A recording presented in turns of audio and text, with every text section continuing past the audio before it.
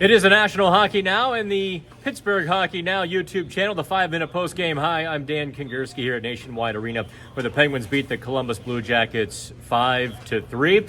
And yes, the outfit was Colby Armstrong approved tonight. Listen, I was prepared to kind of give the Penguins some bad grades, but also to wash it away after 4 straight wins. However, Sidney Patrick Crosby, yeah, he rose to the occasion, the hat trick. Crosby really put on the oven mitts on Tuesday, pulled his team out of the fire. That top line dragged the Penguins into the game, perhaps a little bit kicking and screaming. The report card really was a dichotomy of two different Penguins teams.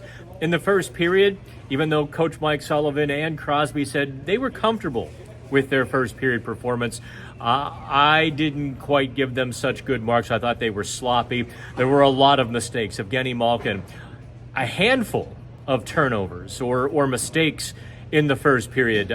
Drew O'Connor, several missed assignments, especially in that first period. It looked like a bad Penguins night, like a bad moon rising.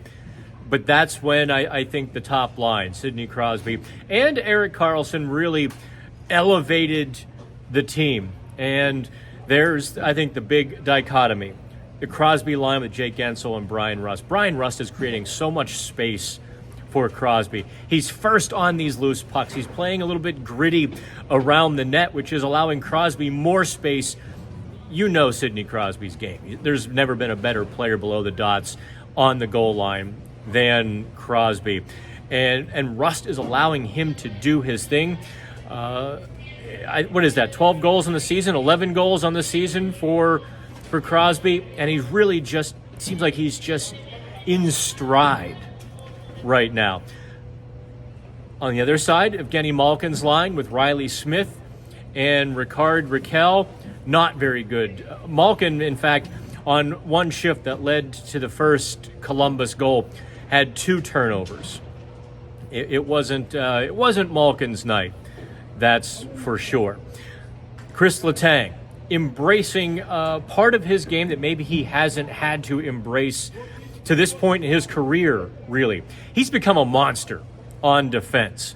An absolute monster, tight to the blue line, tight to the puck, but also quick to the puck in the dirty areas, getting it out of harm's way, able to skate it out of harm's way or move it forward quickly. He really... I hate when people say the best hockey of his life or the best defensive play of his life, because, I mean, who amongst us remembers a 10-game stretch 10 years ago or whatnot? But he really is embracing the role and playing tremendously well on defense. The third line, led by Lars Eller. Eller had a great night, I thought.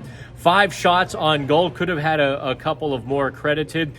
That line increasingly got stronger and stronger as the game went on. As I mentioned, O'Connor was kind of lost in the first period, but they got stronger. They found their footing.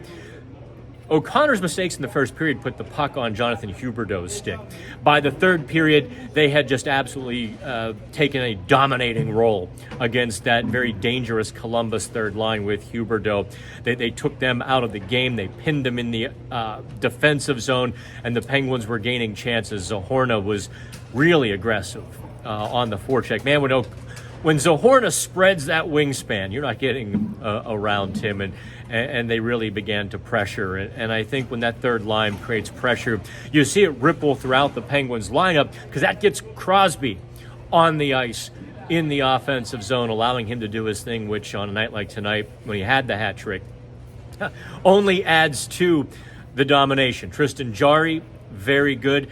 I thought he could have had the first goal, short side.